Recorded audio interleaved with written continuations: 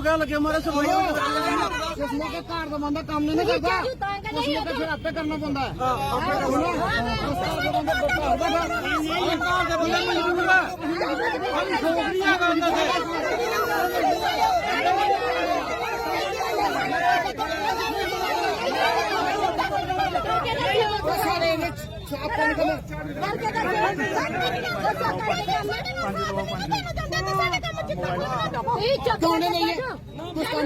करना किन्ने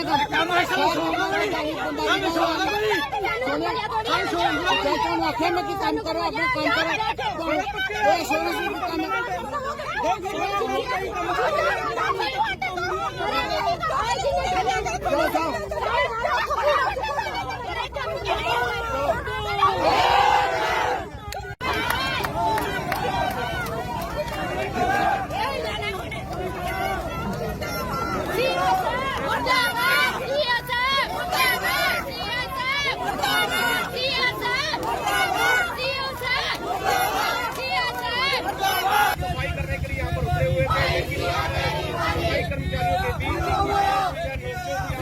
नमस्कार, तुस दिखा दे हो गुलिस्तान न्यूज़ डोगरी ते मैं आ थोड़े कन्नै रंजीव मेहता।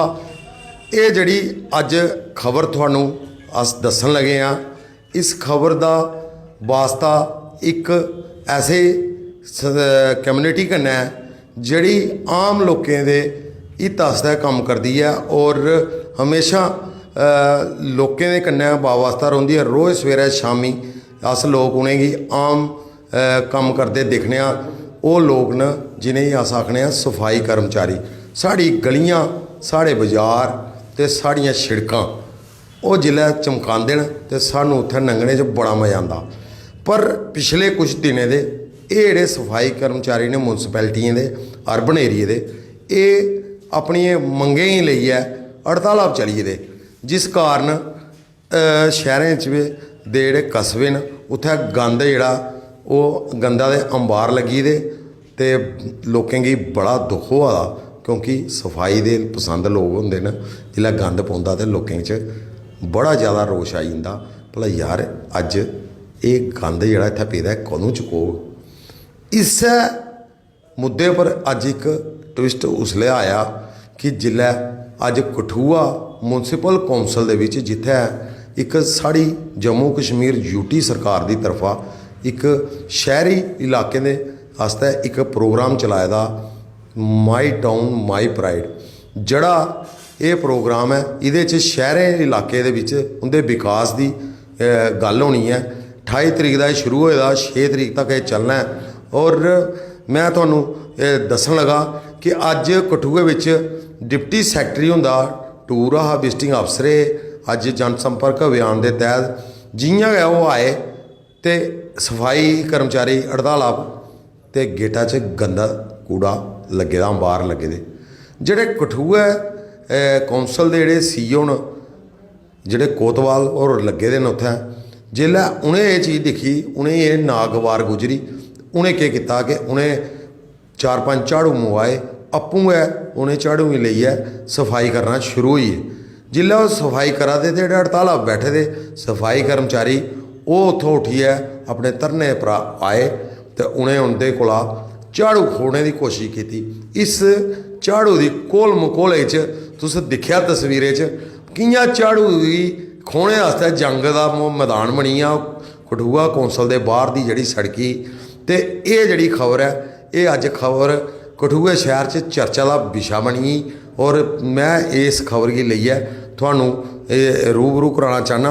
और दिक्खो तुस तस्वीरां इस खबरा च कियां झाड़ू जड़ा एक झाड़ू वास्ते इन्नी खो मुखोई शायद तुसें कदे पहले दिखी हुआ है।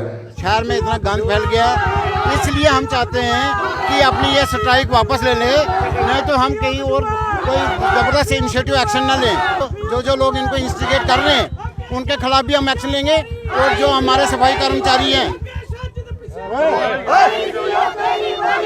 गलत काम नहीं करो, गंदे काम करो, पीछे करो झाड़ू, गंदे काम नहीं करो, ऐसा मत करो, गंदे काम नहीं करो, सही काम।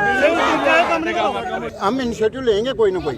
और हमने अपने डीसी एडमिनिस्ट्रेशन को भी लिख दिया, मैंने एसएसपी को भी लिख दिया। अगर हमें पुलिस प्रोटेक्शन की जरूरत मिलेगी तो हम जरूर शहर की सफाई करवाएंगे, इसमें कोई दो राय नहीं। अगर घर के आदमी हमारे काम नहीं कर रहे हैं तो कोई ना कोई बेड़ा तो उठाना पड़ेगा और ये सफाई करवानी पड़ेगी।